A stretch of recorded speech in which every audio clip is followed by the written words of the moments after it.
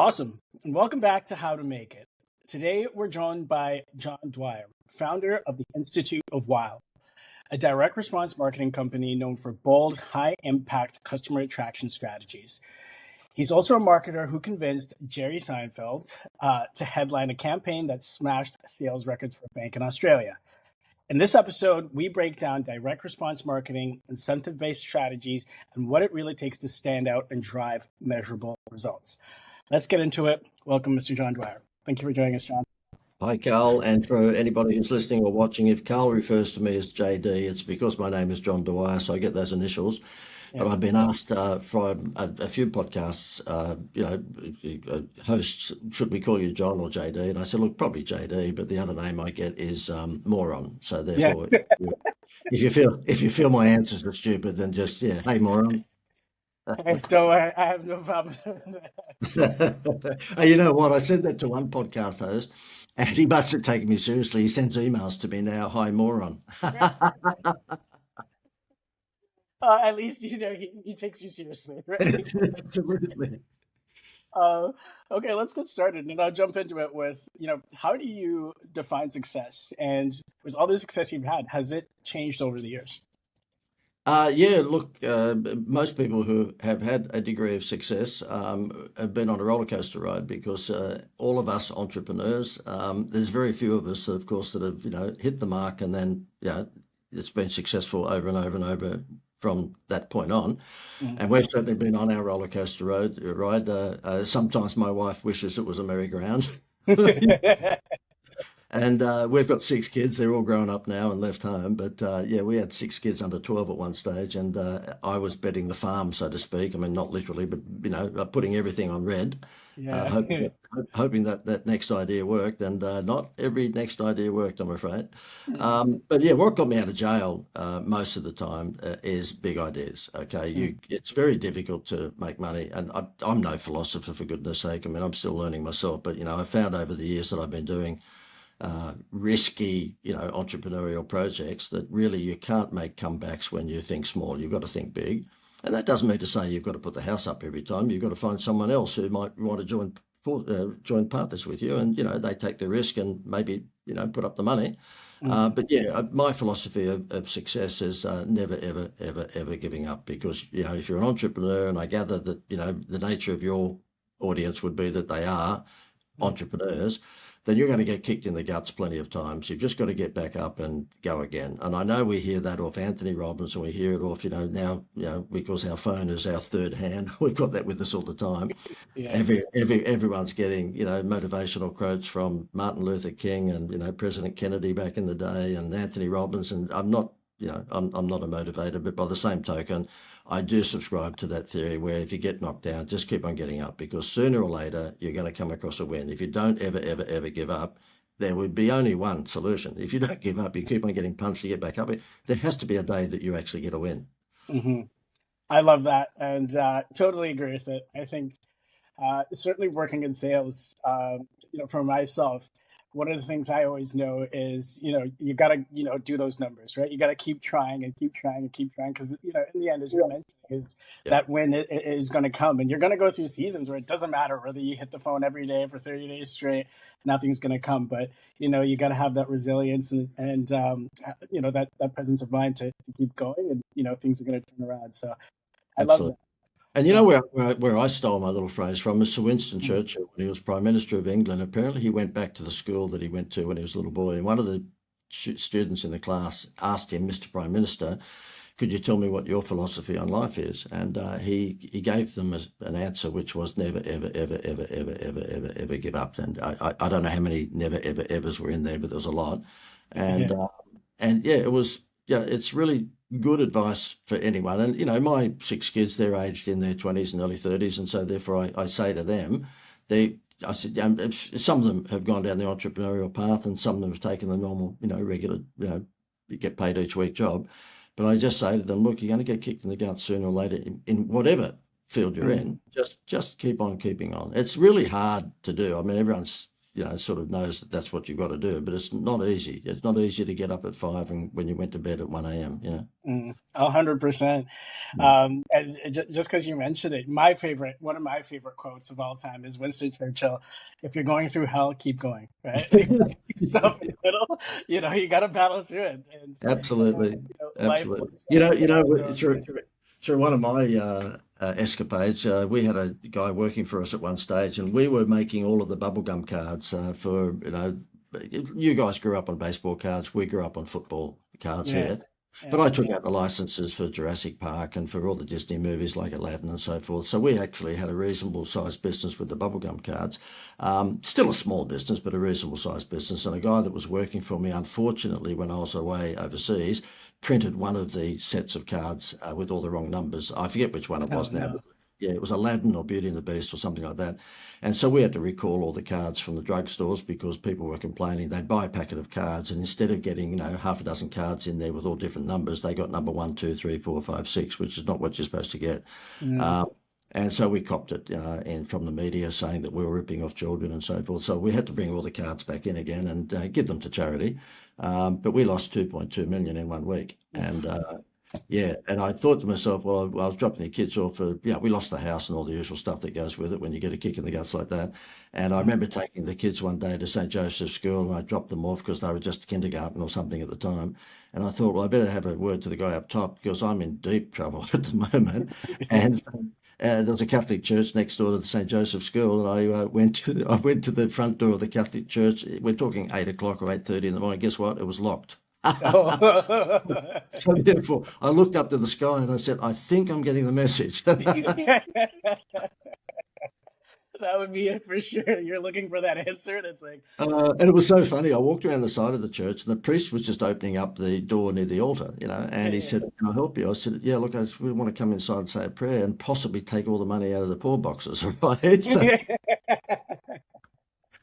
So he let me in, and I did say a prayer to the guy upstairs, and I won't bore you with the comeback story, but yeah, we ended up getting the rugby league football license, which is like your baseball card license, and it's the big one. You can do all the Jurassic Parks and the Disneys and all that, but something that's evergreen year after year after year is the boy, not girls, but boys would collect these footy cards, and yeah. we made the whole 2 million back in about 12 months. So it was the guy upstairs he was listening after all, despite the front doors being locked. Oh, that's awesome. I mean, we're definitely going to jump back into that one. And I'm sure the audience can already tell by our conversation. I've had, the awesome opportunity of meeting John before. And believe me, this is the exact same kind of rapport we had, and really, really easy to get to know and enjoy having a conversation with. But for those who are meeting you for the first time, JD, um, what's your business? What is the service that the Institute of Wow provides? Yeah, good. Thanks, Carl. The Institute of Wow.com is the name of the business, and it's a direct response marketing agency. So what we do is that we help businesses recognize that they really do need a wow factor to stand out from the crowd. Most businesses are in what I would call a Me Too industry. In other words, if you're a solar panel dealer, then really there's not a lot of difference between your solar panels and the other solar panels in terms of the look and feel. And if you're a lawn mowing company, then there's a lot of lawn mowing companies out there like you. If you're a dentist, there's a million other dentists, and so on and so forth. And it's probably 90% of people are in what we call a Me Too industry, okay? And of course, that saying, same is lame, is so true if that's the case. And so what we do is that we show them how to stop price discounting and to distinguish their business by using direct response marketing tactics. And one of the big tactics of that is that we show them how to have a Happy Meal toy. We say, look, McDonald's makes hamburgers, and I always say if I'm on stage at a seminar, who thinks you've got to have a good product or service to make money? Because everyone puts their hand up, and I go, no, you don't. Who thinks McDonald's makes the best hamburger in the world? And of course, nobody puts their hand up. Yeah. Yeah, many would say it's a pretty ordinary burger, but they are masters when it comes to marketing. And they sell a lot of hamburgers with a product for children. Products for children are a money machine if you understand pest to power. And I mean pest to power as in the kids going, mummy, mummy, daddy, daddy, I want. Yeah. Yeah. I want the Kellogg's cornflakes for the toy, you know. And I said, so McDonald's have absolutely mastered pester power marketing, and so therefore, of course, when you get a Happy Meal, you get a free toy. Mm, And if I asked any parent in America, Canada, Australia, anywhere, if I said to them, how much does a Happy Meal cost? I bet you they can't tell me because McDonald's took your eyes off the price onto the free toy. And, you know, with six kids under 12 at one stage that we had, then, you know, going into McDonald's even then, you know, was $4 gazillion by the time we went through all the Happy Meals. yeah. So, you know, McDonald's clean up with that. The irony is, though, Carl, is that 97% of businesses worldwide do not have never used an incentive. Okay, so you've got Dunkin' Donuts using them where you collect points and you know trade the points for incentives. So you've got McDonald's doing it. You've got Amazon doing it with their Prime membership. Mm, If you're a member of their Prime Club, you get free movies and free shipping and all sorts of benefits. Even the local little cafe down the road probably has a reward card where every time you get a coffee, they stamp it. And when you get 9 stamps, you mm, get the 10th coffee for free. But outside of those examples and a few others, 97% of businesses worldwide have never, ever, ever uh, tested an incentive. I mean, why wouldn't you go to a cinema and they give you free popcorn? I mean, how much does popcorn cost, for God's sake? But they don't mhm, do it.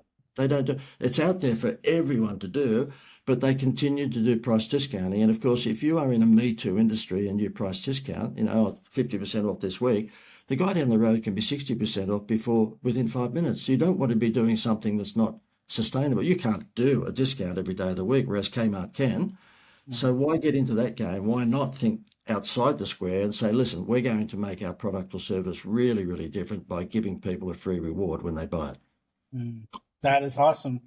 Um, and it's certainly a crucial and important point, especially for businesses to understand how to really kind of connect that value. And it's interesting with what you said about McDonald's. I was reading something somewhere where McDonald's is one of the best companies in regards to customer loyalty because they get you from when you're a kid and you're still going to go in there throughout your entire life. And it definitely does start with that Happy Meal in terms of being able to get your attention, right? Yeah. So with my next question, I wanted to But Carl, say, can I say this, Carl, that yeah. even though they are master marketers, you can walk into any McDonald's in Canada or America or anywhere in the world today, and they won't collect your data. Okay, Mm, so the crazy thing is that we have a restaurant in Melbourne, Australia. We became a client a few years back. He's the only restaurant in the world that's full 365 nights a year. Not an empty seat. mm, There's never an empty seat in his restaurant. And would you like me to tell you how we did that for him? yeah, please. No, I'm sorry, Carl. I've run out of time. So anyway, all the best anyway. So anyway, I'm sorry for teasing. We've got little 5 and 6 year old grandchildren now, and they go, Yeah. Poppy, would you stop teasing? Just leave us alone. What it was, I was doing a seminar, and this guy, his name's Bill, came up to me at the end of it. He said, "Look, I've got a very expensive upmarket restaurant in Melbourne," and I said, "Okay." And he said, "You know, the average spend is $204 for a couple." I said, "Yeah, right, okay." And he said, "Have you got any ideas for me?" I said, "Right, well, let me have a look at your advertising." And so he was spending just under $1 million a year on TV and radio and you know all sorts of stuff. Mm, Which was a bit silly because his people who came to his restaurant came from within 10 kilometres of his restaurant because it was a very classy area. Let's call it the Beverly Hills like area, right? yeah. And I said to him, okay, how about we do this? How about we stop all of your $1 million worth of advertising? So you stop giving that to the TV networks and to Facebook and everyone else. And what we'll do is that we'll get the waitresses, we'll give them 50 cents for every name and contact detail that they get. And so when Mm, you were in a luncheon or dinner and there was, let's say, you and three other buddies, before you paid the check, she'd give the check to you, but she'd also give you 4 bits of paper about the size of a packet of cigarettes. And it just said, win dinner for 10 of your friends at the end of the month. Just give us your details. He's up to 92,000 on that database now. wow. Never ever advertises, never spends a cent. So I saved him $1 million in advertising. And all that happens, and I've been there to see it happen, I've visited him on one occasion. His office is on the top of a 150-seat restaurant underneath. And he said, JD, let me show you how your stupid idea worked. I said, okay. So he calls his long-suffering secretary, he's more sarcastic than I am. So he calls his long-suffering secretary in and says, oh, Julie, can you tell JD how many seats have we got booked at 2:30 this afternoon? How many seats for dinner? And she, on a tablet, says, oh, well, 75 out of the 150 seats are full, so we've got to fill 75. He said, okay, we'll send out JD's text message number 4. I've given him about 20 or 30 text messages. So she goes, okay. So she sends that out whilst I'm watching her. She presses the button and sends out that text, not to 90,000, but she sent it out to 500 and then Yeah. 600 or so. And she walks in 10 minutes later, said, we're all booked out, 100% full. And she does that every afternoon. And the text message says, hi, it's Pierre here from the blah, blah restaurant. What we'd like to do is invite you and your wife for dinner tonight for a special deal, a lobster tail meal for two for $79. They come in on that. And oh, by the way, only available for the next 10 minutes. So as you know, text messages get answered very quickly. So therefore, Yeah. within 10 minutes. And basically, he fills his restaurant every afternoon by sending out one of my text messages. Wow. And the reason he can do that is because he's collected data. You can walk into any restaurant in Canada, America, Australia, England, walk into any restaurant tonight and spend $500. Don't spend 200, spend 500. They'll let you leave and they have no clue who you are. Mm, totally true. And Yep. that is a phenomenal way to be able to collect that information because Mm. especially in today's day and age, and if people don't understand, data is probably the most valuable commodity in the world right now. And being able to have access to 92,000 clients right there and then and to communicate with them directly and give them an offer, that is phenomenal. Yeah. That is phenomenal and extremely, rare for people to be able to have access to that, right? Yeah, yeah, it's just crazy. I mean, it's not just restaurants. I pick on restaurants because I speak at that industry conference quite a bit, and I tell them they're suffering from a disease worse than COVID. It's called dickheaditis. Because, how could you be so stupid to have a full restaurant tonight and let everyone leave and you don't collect their data? I Mm, mean, when we were holding seminars, we get them to register online and we ask for their turnover. Not specifically, we say, is it under 500? Is it 500 to a million? Is it a million to 2 million? And the reason that we want that is because I want to know what size the business is, because I don't want to be talking to a bunch of people who are on the unemployment line. Okay. And number two, if I know the size of their business, then I know the sort of marketing packages that I could sell them. You can't sell a $30,000 or $40,000 marketing package to someone who's doing 100K a year. mm, And what we do is that when they arrive at the seminar, we colour lanyard them based on their turnover, so I know how rich they are. Okay, mm. Right. Yeah. they don't know. Someone who worked for Anthony Robbins was on one of my webinars, and they said, we don't even do that. I said, oh well, it's called segmentation marketing. So when they come in, if they're doing under 250, then they get a red lanyard, which says to me, okay, well, they're a smaller business. If they're between 250 and 500, they get a blue, and so on and so forth. If they're doing over $2 million, they get a gold lanyard. They don't understand what the colours are. We just do this. And if someone says, oh, look, why the different coloured lanyards? Then one of the girls just says, oh, JD's going to play a silly game, red versus blue or something. Yeah. Um, what that means is that, because when you hold seminars these days, it's normally free entry. I got sick and tired of, basically not knowing who was in the room. And at the end of the seminars, they treat you like as if you're just Justin Bieber. They all circle around and ask more questions. And you go, hang on, I've just given you 4 hours for free. You got more questions? Can you pay me something for answering more questions? And so therefore, what we do now, of course, if I've got people ask me questions at the end of the seminar, I see what colour lanyard they are. If they're gold, I'll sell all my children and talk to them, okay? But if they're a red lanyard, I'll say, oh, look, I've given you enough information. If you really want more, then join the program. Yeah. So, and nobody does that. It's just amazing that nobody uses segmentation marketing, because it's called message to market match. The message that I'm going to give someone with a gold lanyard is possibly quite different from message I give someone with a red lanyard. Yeah. Oh, I'm blown away by how the simplicity of how effective Yeah, that is on being yeah. able to do that. And I know you're sitting there now, Carl, going, this guy is evil, Dr. Evil. Exactly. I'm gonna I'm gonna ask him everything and take everything he can give me. But so, what first attracted you to, direct response marketing specifically? Yeah, look, back in school days, I was pretty reasonably good at artwork, so I could sketch something up pretty quickly. But I realised at that time, of course, we had no idea AI was going to come many decades later. But at that time, the computers were taking over the world, so I thought, look, there's no money in illustrations. So what I should do is take whatever creative skills I've got and put it into an advertising career. So that's what I did. I did the advertising diploma at college and all of that, which is complete waste of 2 or 3 years. Because the teachers at college have never had a job. So everything is everything is everything is theoretical, Yeah. But anyway, you end up with a certificate you can put on your wall. Yeah, so in my early 20s, I was lucky enough to get a job with a big supermarket chain in Australia called Woolworths, and they're a mega company. And throughout that time, I learned what now we would call incentive-based marketing. We didn't call it that at the time. And Mm. back in those days, we would borrow ideas from the UK. There was a supermarket chain there called Tesco, and so therefore we'd take a lot of ideas from them. And you wouldn't remember this, Carl, because you're too young for it, but your mum and dad probably would. And that is that you'd go to the supermarket, and for every $10 you spent, you had a little stamp, like a postage stamp on your envelope. You'd Mm. lick it and put it onto a saver sheet, and then at the end of 10 of those stamps being on the saver sheet, you could get cookware or glassware at crazy prices. So it was Mm. geared towards women because they're the major supermarket buyer, and then we moved on to doing scratch games where they could win $100,000 and all of this sort of stuff. They scratch out the card and they'd get a red motor card. They had to scratch out and get a blue and a green one to win the car, and all of that sort of stuff. And I realised just what an incredible impact this was having on sales, and I realised that this is what I termed as artificial stimulus. So therefore, a supermarket that can either drop its prices on Kellogg's and Coke and get more people in that way, or it can maintain the margin and have these promotions, whether it be cookware or glassware, or whether it be win $1 million on the scratch game, and artificially lift the sales. And of course, Woolworths chose to do the latter most of the time because they didn't want to drop margin.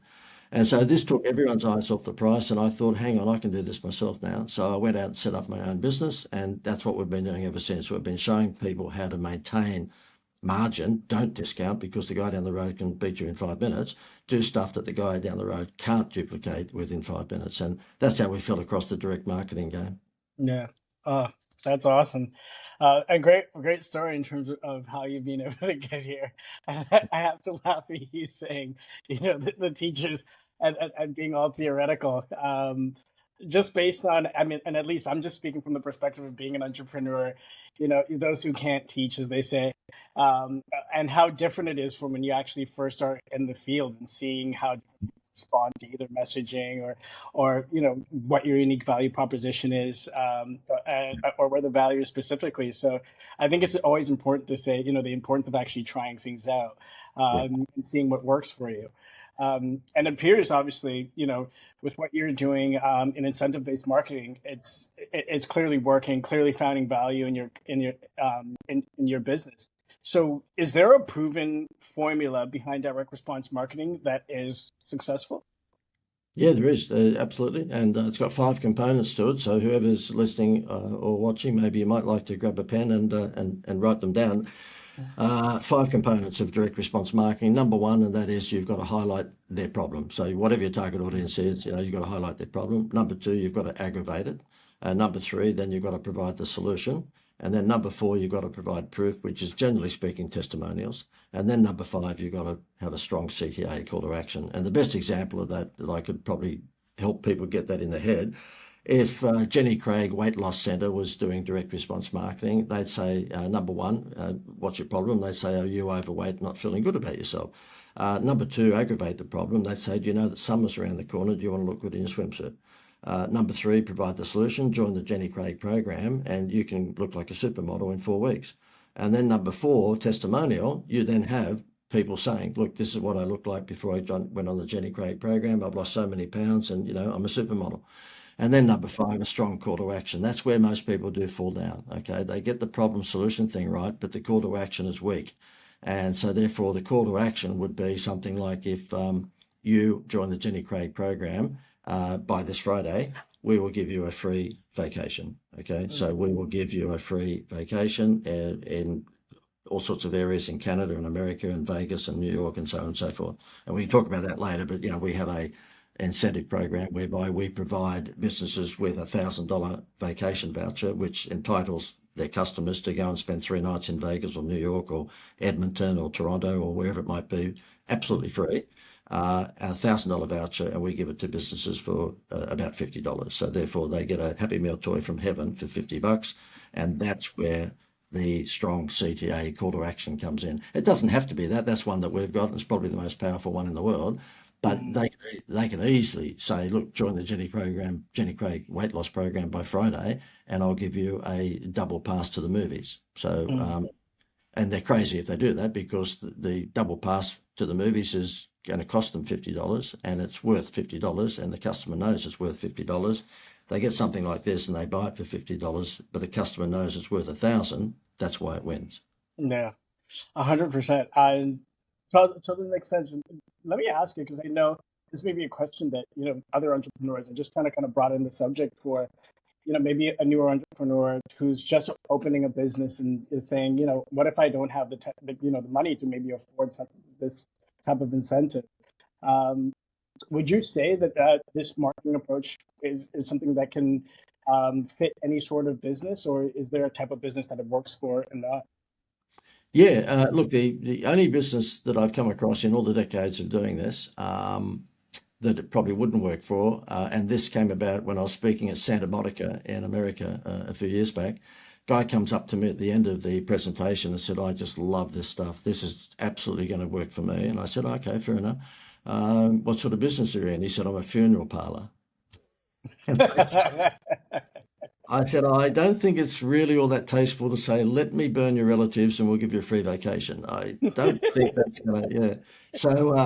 So, yeah, I'd be a bit wary about funeral parlors. But look, outside of that, A to Z, yeah, it suits any business to incentive-based marketing. And if you're starting up a business, unless you've got a pocket full of cash, and you're the size of Nike or Kellogg's, then I would suggest it's the only way that you can really kickstart the business quickly. If you go down the brand building path and some bearded hipster ponytail creative tells you, "Oh, get your face on the side of a bus or the back of a taxi and put billboards on the freeway, and sponsor the local baseball teams," and all of that sort of stuff. When you build your brand, that's not going to happen overnight. It's Mm. it's like the influencers online these days. They didn't get their million followers quickly. It took time. And so therefore brand building is great. And we buy Kellogg's because it's Kellogg's, and we buy Toyota because it's Toyota, and Nike because it's Nike. But the thing is they've got deep pockets. So if you're just kicking off a business, I believe your only option is to go down the direct response marketing path. And that is that, just, I'm pulling this out of my backside, but the first week of opening might be, buy my product or service during this first week, whether it's lawn mowing service or whether you're selling women's fashion, and I will give you a free bonus, whatever that might be. Now, whether it's our vacation thing or whether it's movie tickets or dining vouchers or whatever it may be, you can come up with a gas discounts, whatever. But, that direct response is going to get you traffic much, much quicker than if you just put your face on the side of the local bus. Yeah, 100%. And I totally agree with that. And certainly in terms of when you're a newer business and you're trying to attract customers, and of course that takes time. You have to build that trust. Yeah. And you also have to build that contact list, like you mentioned, obviously getting that data.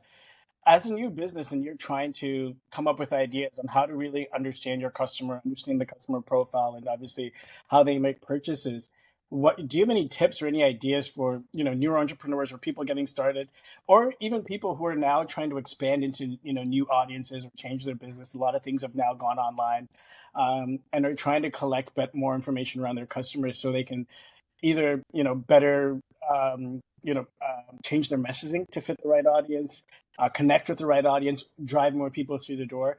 Do you have any tips or strategies in regards to how people can do that? Number one, get that information from that customer, but then tie that in with a great incentive that doesn't completely burn through their pockets at the same time. Yeah. Carl, no, I don't. I'm really a car mechanic. I should have told you that right from the start. Okay. I know nothing about this marketing. So, yeah, look, sarcasm aside, and yeah, we've probably lost it in your viewers or your listeners. We've probably lost anyone who's under 30 already in this podcast, because they've thought, "Oh God, his dad jokes are just awful. I can't stay." Carl, I'm sorry. I've been following you on your podcast. I can't stay around. I can't stay around any longer for this guy. Yeah, look, to your first point, and that is, how to collect data. We have a way of collecting data at the moment, which is insane. And I'm patting myself on the back here, but wait till I tell you what this is all about. I've come from a contest background as well. So over the years, Rupert Murdoch's got me to do all the scratch bingos for his newspapers to lift the circulation of the newspapers. Yeah. The McDonald's monopoly style promotions, all the fast food chains, Subway, 7-Eleven, I've done them all. And all of these people want me to create a sweepstakes formula for them for two reasons. Number one, to collect data. Okay, they want to collect data. You cannot win the scratch game. You can't win the sweepstakes. You can't do any of that stuff unless you give the business your data. And secondly, of course, then to increase sales. So once they collect data, they do what Amazon does. They just sell whatever they can to those people, right? And this has been around as long as Reader's Digest, so it should not be a surprise. I mean, Reader's Digest used to do this back in the 17, 1800s, I would imagine.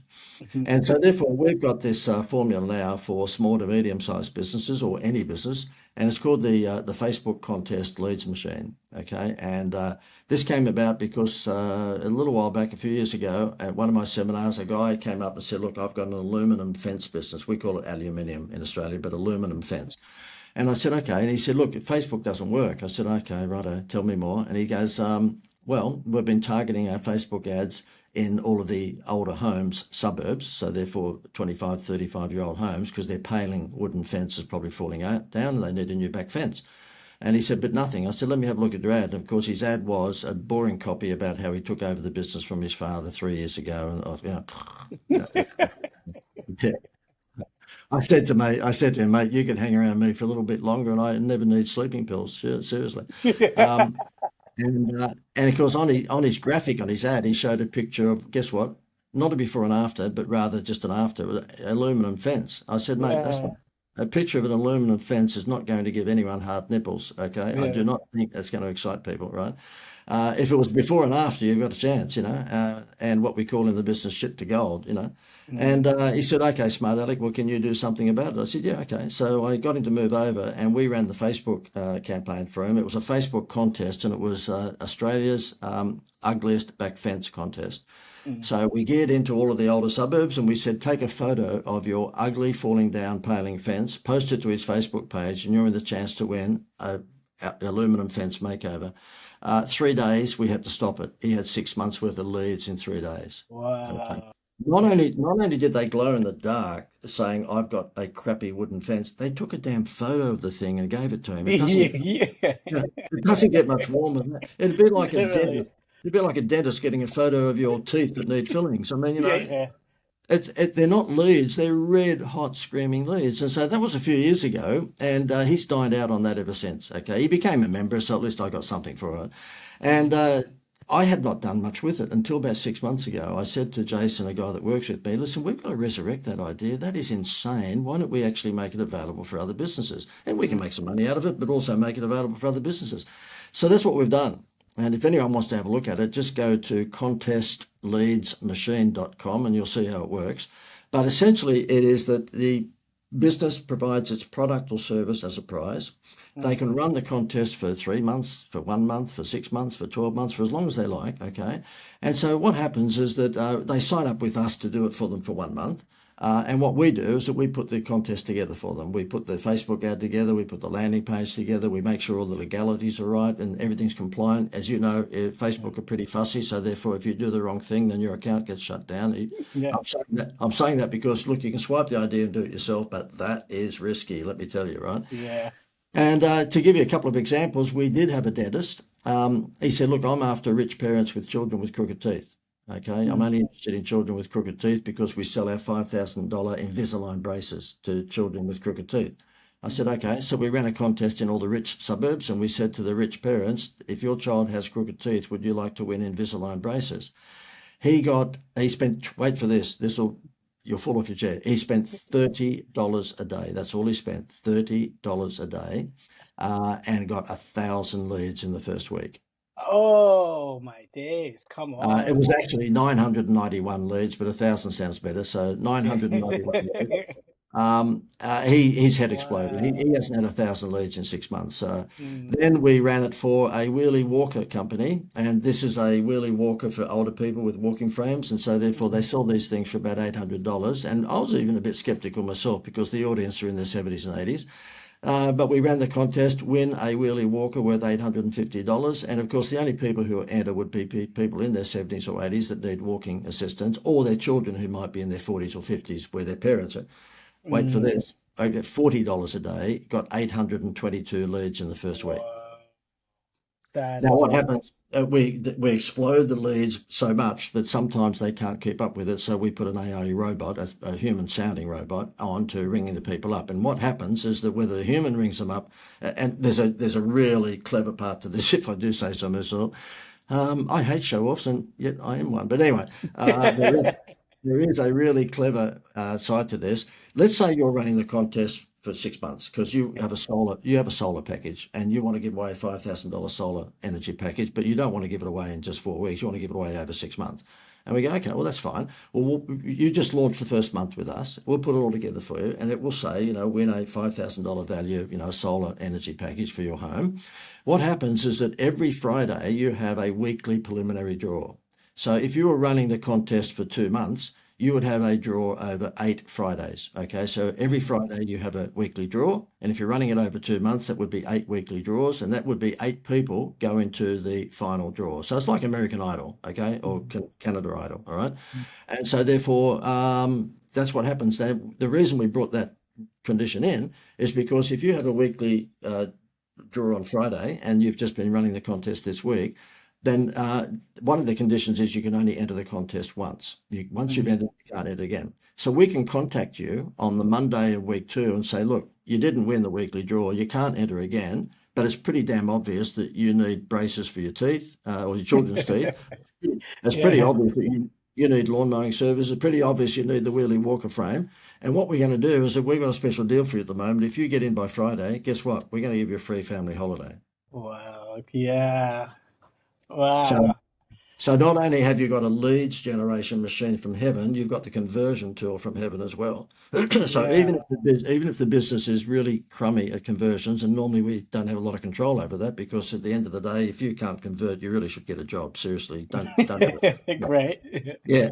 In this instance, you can be a complete moron and perhaps not know how to convert, because this will convert for you. If they entered a contest to win lawn mowing services, they don't live in an apartment. And Mm, when you actually contact them to say, look, you didn't win the weekly draw, you can't enter again, but we've got some great news for you. That was the bad news. The great news for you is that we're actually going to give you a free family vacation if you use our lawn mowing services for 2 months. yeah. That is amazing. I mean, I'm ready to sign up now. I'm blown away by just all the phenomenal, and I'm sure the audience is as well. You've already provided so many different great instances and how it's been effective and how you've been able to convert and the value in what you're doing. Oh, by, Um, by, by the way, I'm, Carl, before you say anything more nice about me, but please continue the compliments. Um, we give them the vouchers for free. Okay, so when they actually sign up for the contest machine things, and again, go to contestleadsmachine.com. When you sign up for that, uh, which is going to cost you 500 and something dollars a week for 4 weeks. It's you don't have to bet the farm on it, right? And then you've got the ability to increase or decrease your daily spend. So if you spend $20 a day and you get 500 leads in the first week and you can't handle following up 500, then we say to you, okay, well, how many leads can you handle? They go, oh, 250. You go, okay, well, don't spend $20 a day, spend $10 a day, and you'll get 250 leads a week. So it's yeah, one of those wonderful things where you can ramp it up or take it back again. But we actually don't charge for the vacations. If they're going to come on board with the contest leads machine, then what we do is we give them the vouchers. And the reason we can is because we've got to deal with a travel company who gets access to unsold hotel rooms. So we're not paying for the hotel rooms. We're not paying. So therefore, we can give them away for whatever we want to give them away for. We can sell them for 10 or 20 or 30 or $50. In this instance, we go, okay, we're going to do the contest leads machine.com for you. We're going to give you the vouchers to give to your customers. So it doesn't get much more. I know I'm doing a sell on that project, but the yeah, reason I think it's important to say that is because a lot of people might be listening and saying, well, shit, he talks fast. That's number one. But number two, number two is that, oh, how do I convert? I'm not a good yeah, converter. You don't need to be a good converter. This will do it for you. This Happy Meal toy from heaven will do it for you. yeah. Phenomenal. And yes, that is. I mean, you should listen to this again if you're listening to this, and definitely check this out. I'll make sure I have the links as well. Posted so people can go there, check it out and learn more. And I wanted to ask you this simply based on what you're saying, and I think just to really drive it home in terms of the power of incentive-based marketing. I mean, I see it and I really see the value in it. But what do you think helps, or what? Why is it so powerful in terms of bringing that conversion to happen? And I ask this because I think we see this, and I'm not sure if it's the right thing to compare to, but there's some brands that do freemium, like sign up Yep. for a free trial, and then Yep. you have to give in the information, and it eventually starts charging, and most people actually don't stop or cancel that from happening. But in Yeah. this regard, you're providing value to the person. They know what they're getting into, obviously, and it's something that they can either jump into or not. Why do you think it's so powerful in regards to influencing buying decisions? I think because the TV show title says it all. Let's make a deal. Okay, I mean everybody wants a deal. Everybody's looking for a deal. Maybe when you get as wealthy as the Bob Hopes and the Jerry Seinfelds and the Frank Sinatras, maybe you're not looking for a deal when you're that wealthy. But for most of us, everyone really loves to get a deal. You know how you'll be having a beer with your buddies at the hotel, and one of them will say to you, "Guess what? I just got upgraded when I flew from Los Angeles to Las Vegas last week. They Yeah, upgraded me." And everyone goes, "Oh wow, how did you do that?" He said, "Oh, I just smiled at the host, at the girl at the desk, or whatever." yeah, Or they say to you, "Oh, listen, I just got a premium box seat to watch the football game. mm, Not they upgraded me." Everyone wants a deal, and so therefore, really, I think that's the psychology behind this. I've never done any studies to determine precisely why it turns people on. But again, the name of our business, the Institute at wow.com. I mean, at the end of the day, we say to people, look, if it doesn't have a wow factor to it, you've got to rethink your strategy. You've really got to rethink your strategy. And the freemium model is a beautiful model. I mean, there's a guy called Frank Kern who does similar sort of stuff to I do in America. You've probably heard of him, Carl, have you, Frank Kern? yeah, yeah, Yeah, and he says, if you can help people, then show them that you can help them. Okay, and the best way to do that is what we're doing right now. Obviously, I'm planting seeds, and there'll be someone or two people or 5 or 10 or whatever it might be that are listening to this. They go, "Wow, that guy looks like he's got half a clue. We might just contact him." And so, therefore, sampling is absolutely so important. Again, not many people do it. mm, If you and I had a coffee shop, I bet you we'd have little shot glasses of coffee being handed out to people walking past the coffee shop at lunchtime and dinner time. If it was a seafood shop, I would have a hostess outside the seafood shop giving people calamari samples at lunchtime and dinner time. mm, That's the freemium model, because they taste the calamari and go, "Oh, where do I buy the more expensive seafood? Oh, okay, I'll go inside." yeah, And the freemium model, which is used predominantly online, is just a beautiful. All the streaming services have done it. Get Disney for a month for free, or get Netflix for a month for free. mm, And the sign up rate is very good. But tell you what, the sign up rate would be better if they said, "Listen, after the first month, we're going to give you a family vacation to Vegas or to Disney World." I know what would work better. yeah. I'd throw my credit card at them. I was like, "Come on, Yeah, take it, please." yeah, Yeah. yeah, Oh, absolutely. I mean, we had a hardware store here in Australia that did the vacation promotion a couple of years ago. Well, we're still doing it, but he launched it a couple of years ago. His was a sad story that turned into gold. He said to me, "JD, I've been listening and watching all your stuff over the years." And he said, "Can you help me?"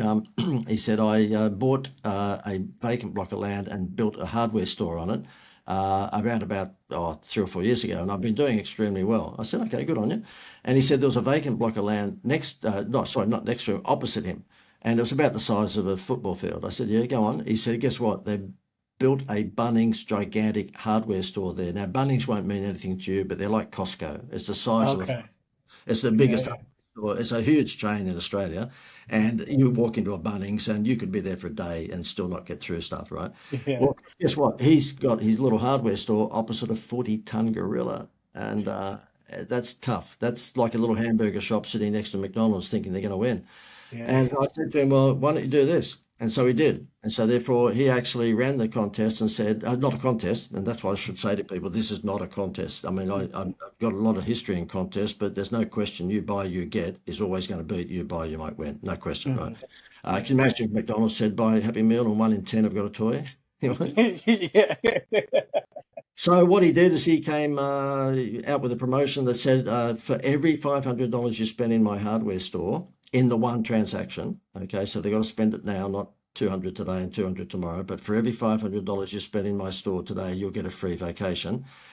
It increased his turnover by 450% within a month, and Wow. it has stayed there. I've got him on video. I mean, I know that we can't play that here, but I've got him on video because it's unbelievable. He's sitting across the road from a 40-ton gorilla.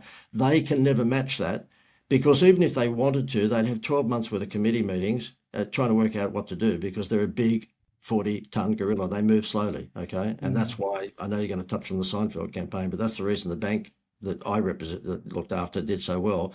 They were nimble, they could move fast. And that's what this guy's done. He said, look, it's incredible. They come in, if they're going to spend $950, I say to them, if you spend another 50, you'll get another vacation. So if they get a vacation for every 500, they get two vacations if they spend 1,000. He said most people spend over 1,000. Wow. That is awesome. What conversion there too, right? Yeah. Wow. And all it is, if he took Bunnings Incredible on campaign. price, like if he took the Mhm. Costco gigantic hardware store on price, they would beat him in 5 seconds. Yeah, literally. In fact, their tagline is show me a cheaper price from any other hardware store and we'll beat it. So how do you win? You can't win with that. You've got to win by thinking outside the square and using Yeah, incentives. 100%. I mean, and we're seeing this a lot, certainly, at least I can say in Canada or the US, and probably Australia as well. But, with the Amazons, the Walmarts, those mom and pop stores are getting priced out very quickly. So as you're saying, this thinking out of the box is certainly one way to at least last in that fight or give yourself a fighting chance, right? Yep, yep, Um, dead right, dead right. yeah, so I think it's time we got to get to the story, of course. You kind of hinted at it there, but you've obviously had the chance of getting to work with Jerry Seinfeld. Could you please tell us about that campaign and how on earth you were able to convince Jerry to jump in and work with you? It's a campaign of about a dozen years ago, and I've been milking it for a dozen years. So I've got a book, not a surprise, but it's called the Avalanche Leads Formula. So therefore, it's a Yeah. book about how to get avalanche leads, which is what we're talking about today. And of course, on the back of it, I have to make sure that, yeah, Jerry and I. There's Jerry, right? And yes, my buddies who are not in the advertising or marketing game often say to me, "How long are you going to keep on milking that Seinfeld thing?" I said, "Forever." I mean, Forever, yeah. and the quick story is that there's a building society in Australia called the Greater Building Society, and it's the 250th biggest business in Australia. So they're not small, but they're not as big as the Bank of America or the Wells Fargo. Okay, Mm. and we don't have Wells Fargo or Bank of America in Australia, but we've got big banks like them. Okay, they're called the Commonwealth Bank, and the other one's called Westpac, but they're like gigantic businesses. They're in the top 10 businesses in Australia, whereas this one was the 250th. And they asked me to come on as a consultant, and I had spent about a month looking at their marketing, and it was all brand building. It was all basically wait for the tagline that the previous advertising agency gave them. Sooner or later, it's the grader. Oh, I thought that was a derogatory statement. Like sooner or later, when you've been everywhere else, you probably come to the grader. Anyway, so therefore, I poured cold water on all of that, and the bearded hipsters with the ponytails did not like me. Um, And so anyway, I said to them, look, you're a challenger brand. And they said, what's that? Now, keep in mind, you're dealing with a bank, so they're all left-brainers, okay? So they're yeah. all operationally minded people. They're not exactly entrepreneurial. And they said, well, what do you mean by what do you mean by challenger brand? And I said, well, you're up against the big 40-ton gorillas. You're a challenger, so you've got to do things differently. And they said, okay, okay. And what would be an example of that? I said, well, when, sort of Richard Branson came to Australia with Virgin Airlines, he knew that Qantas were the most expensive airline in the world. And he came on TV and said, not him personally, but Virgin Airlines came on TV and said, keep the air fair. And the word fair was F. Yeah. F yeah. And so they didn't say, Qantas had been ripping us off, but straight away we went, oh, let's have a look at the airline tickets. I mean, Qantas must have been ripping us off for all this time. Yeah. And so you've got to do the same thing. So anyway, we created a very cheeky brand for them, which is a tactic that most challenger brands should go down the path of, be cheeky, okay? And so therefore, everything was very, it was fun, cheeky, a little bit sarcastic, and we came up with a concept of get a home loan, get a free holiday. We call it holiday in Australia. You guys call it vacation, right? And I introduced them to a client of mine, which was a discount travel company that would give them a $10,000 vacation for five. And so therefore we came on TV and said, look, if you're angry with your bank, like who isn't, and they've been treating you like a number, not a person, why don't you swap your home loan across to the Greater Building Society and we'll give you a free vacation. We kicked that off, and their call center, the ladies who answer the phone, went from 15 to 55 people within like a month, right? It Wow. exploded. It went absolutely nuts. And so therefore, we were onto something. And around about 2.5 years into this, when it just was going along like a bullet train, the general manager of the Building Society said to me, okay, smart Alec, you've had a big win with this. I mean, I was disappointed because I should have charged a percentage of the increase in home loans. I'm an idiot. I was getting a consultancy fee. But if I charged a percentage of the increase in home loans, I wouldn't have gone to Hawaii. I would have bought Hawaii. Yeah. Um, so anyway, I said, well, what? He said, look, we've scooped up all the low-lying fruit, which a building society and a credit union tends to attract working class people. So you're going to have a lot of contractors, all right? Whereas a bank tends to attract people who are wearing a collar and tie. That's just the way it is. And he said, how do we get to the bank's customers? I said, well, you've just mistaken me for David Copperfield. Like really. At the end of the day, if you're a credit union or building society, get over it. You're going to have contractors. Yeah. And Yeah. I said, look, leave it with me. And I came back to them and said, look, I can probably get to middle class, middle management, sorry, white collar workers. They're not going to be lawyers. They're not going to be barristers. They're not going to be dentists or doctors, but they will be middle, management. And he Yeah. said, how should we do that? I said, look, why don't we get a celebrity to actually act as the spokesman? That's a real quick cut through with that audience. And so he said, right, off you go. So we put a survey out amongst both members of the bank and non-members and said, we're a cheeky brand. Who do you think would be a cheeky personality that could represent the brand? And I was hoping it would be an Australian TV star because they'd be pretty easy to get. And guess what? Up front came Seinfeld, Jim Carrey, Robin Williams. I mean, all the biggest stars. Wow. I Yeah. thought, I'm an idiot. I've just dug a hole for myself. How could I ever get these people? Yeah. Anyway, we went for Seinfeld. It took 6 months. He's harder to get to than the Pope, and I won't bore you with all the ways that I eventually got to George Shapiro, his manager, but we got through. And Jerry liked the idea of taking the piss out of the banks, and so therefore, yeah, he signed up.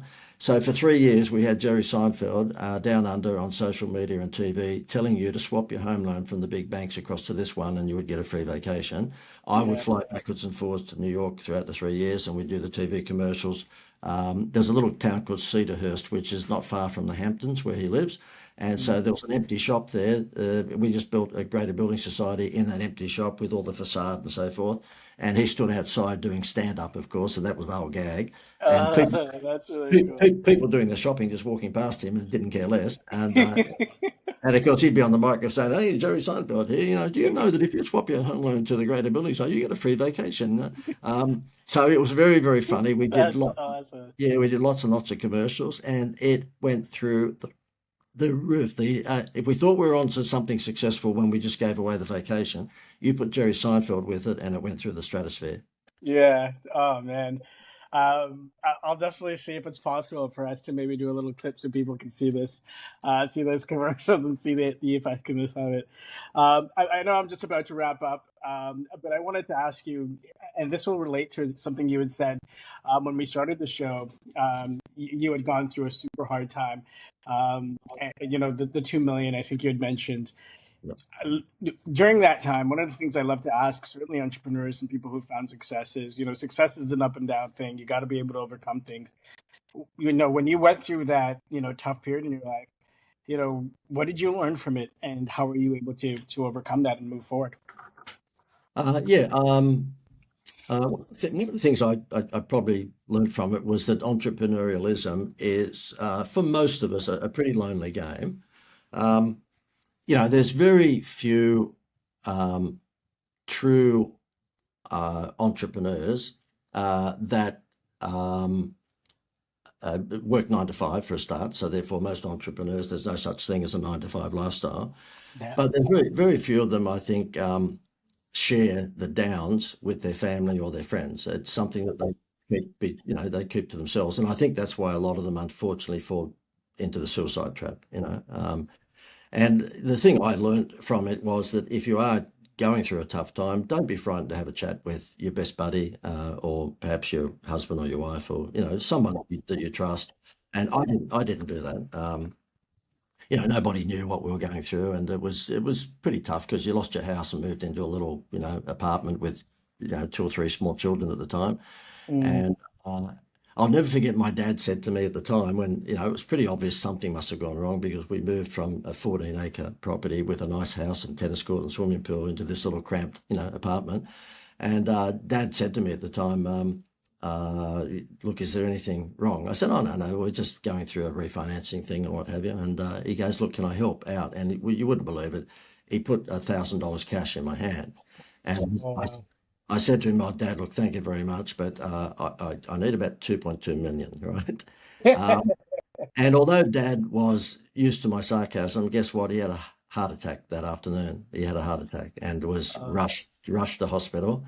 And Dad, was okay and lived for another good, dozen to 15 years after that. But I remember thinking to myself, oh my God, if I'm going to share this stuff with people, I've got to share it with people who could handle the pressure. Clearly, yeah, obviously, Dad wasn't one of those people. So I yeah. felt, you can imagine, I mean, terrible when what would have caused the heart attack. Mm. Um, and yeah, so I would suggest to people if you're going through a tough time, then you don't tell everyone, but you might just like to pick two or three people who are close confidence and just share it with them because you never know where that magical golden piece of advice might come from. And of course, the other thing is that you just got to get up each morning. You go to bed late and get up early. There's no other way to get out of it. I mean, it's all very fine for people to say that book, as you would know, with Tim Ferriss is called The 4 Hour Work Mhm. Week. Yeah. Yeah, yeah, yeah, good luck. I mean, Yeah. it's a great title for a book, and he's done very well out of it, and I congratulate him on it. But yeah, it's bullshit. Yeah. Okay. It doesn't work like that at all. So yeah, yeah. If you're going through a tough time, then go to bed a little bit later and get up a little bit earlier because really, you've just got to hang in there and never, ever, ever, ever, ever give up. Yeah. I totally agree. And I thank you for sharing that and such a powerful story. And I think it's really awesome to see that you're able to get to where you are and be able to navigate that. Just so I'm super happy to hear that. With everything you've done, my final question: what are you most proud of? I mean, you've got to work on so many cool campaigns, help out so many entrepreneurs. Learn a lot, obviously, on your journey. What are you most proud of? The most pride I have is got nothing at all to do with marketing or advertising. And I'm not going to give you the corny thing that my family and the six children and this that, and the other. Everybody, I love it when on the Yeah. Tonight Show, the celebrities asked, you're at the birth of your child, what was it like? And they go on and on about this being the most wonderful thing in the world, and you think to yourself, do you think you're the only person that's been in the birthing room? Um, so yeah, I won't, despite the fact that of course you love your wife and you love your family, I won't go down that path because everyone does. A TV show that I produced called Dreams Can Come True. And we produced it for one reason, and that is when I called into the church that morning and asked the big fella upstairs, is there any chance that I could get some help to get out of the hole that I was in? I had pitched for the rugby league bubblegum cards, okay, our version of Gridiron, and there were five other companies pitching for it. And I had said to the rugby league licensing people, look, if I get it, I think I can really do things different from the bubblegum companies. I can get it on TV. I can have it, sample cards drop out of the Sunday newspapers. We can do all of this sort of stuff. And I thought it might have been falling on deaf ears. The bank told me they're going to close our business on the 30th of the month. Okay. This sounds like a movie script, but it's the truth. And so therefore I kept on ringing the rugby league licensing guy. His name was Graham Clark. And I said, have you made a decision? No. Have you made a decision? No. And I'd ring and ring and ring and ring all the time because my lifeline was basically getting the rugby league Yeah. license to print the footy cards. And the bank had seen me come back from a few other things, and they said, if you get that license, because it's a national product, then yeah, we'll keep you open. And we had just, our staff had gone from 25 down to like 10, so therefore we'd cut everything we possibly could cut. And the 30th came around, okay, and I'd rung this guy up every single day, and he kept on saying, look, no, did I tell you yesterday we haven't made the decision? Yeah. And as it turned out, the 30th rolled around at 10 to 5. The bank was coming at 5 to put locks on the door. And that means the 10 staff I had would have been out of work. At 10 to 5, the phone rings. It's Graham Clark from the Rugby League. And I'm shaking. He said, we've made a decision, and I'm shaking. And he said to me, you've got the license. And Wow. Wow. I wiped the sweat from my brow. 10 minutes. Yeah. And And then he said, but there's a condition. And I said, anything, anything. He said, the condition is you never ring me again for the rest of your life. Okay. He said, you are the most annoying, and I won't use the language that he used, that I've ever come across. And I said, deal done. Right now we got the license, and the next season we took that particular segment of the licensing program from 2 million to 12 million in 1 year. Okay. And this was, 20 something years ago, so that was big Mhm. money. And so therefore we became great mates. And I said to him at a barbecue many years later, imagine what would have happened if you had known I had nothing at the time. And he said, what makes you think I didn't know? And I said, what? What do you mean? Oh, no way. He said, we're not idiots. We checked out your financial background. And he said, it was your enthusiasm and just the fact that you wouldn't give up that I said to the boss, we've got to give it to this guy. So, yeah, amazing. He actually knew we were down on our luck, but he still gave it to us. And when we made the comeback, I said to the big guy upstairs, look, I'll pay you back too. So we produced a TV show and we sold it to Channel 10 here in Australia. It was called Dreams Can Come True. Yeah. It came on an hour show every Sunday night up against 60 Minutes. We're up against a pretty big show, and we won the ratings. And what it was is that you had to write into us to actually ask for a dream for someone you knew who was doing it tough. And we had all the big celebrities in the world. With little boy that was suffering from spina bifida, uh, tried to commit suicide the year before. He was 15 years of Oh, age, but fortunately he wasn't successful because he was just down and out. And he took up wheelchair basketball and became basically the best wheelchair basketballer for 15-year-olds in Australia. His dream of all dream wow. was to get a Michael Jordan autograph. I wrote to Jordan, and Michael Jordan said, bring him over. And this was the last year that Michael Jordan played.